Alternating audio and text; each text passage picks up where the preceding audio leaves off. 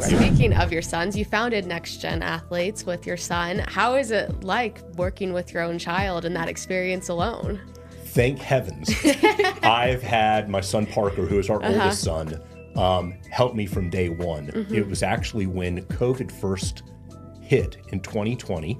Okay.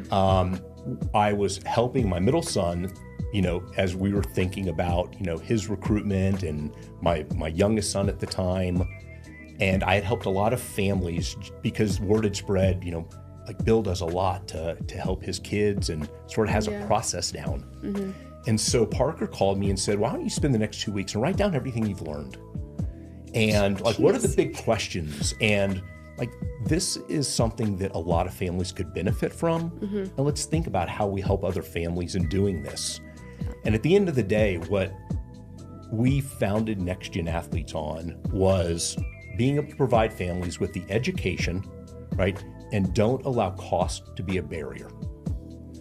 And so that's why we also use Next Gen Athletes with all of our recruiting classroom student athletes. So if we scholarship a high school athlete, we automatically put them on the Next Gen platform at no cost, because we want to make sure they have the education as well.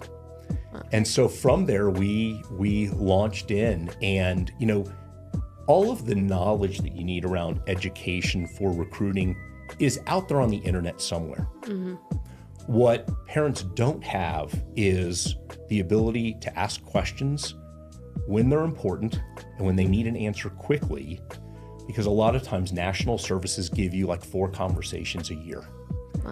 And so that doesn't help when a coach texts a kid at 9 o'clock at night for the first time and says, hey, call me tomorrow morning at 8 a.m. And all of a sudden, here you have, a young lady, a young man who has never talked to a college coach, doesn't know what to say, doesn't know what to ask, and they're panicked, and it's 9 o'clock at night.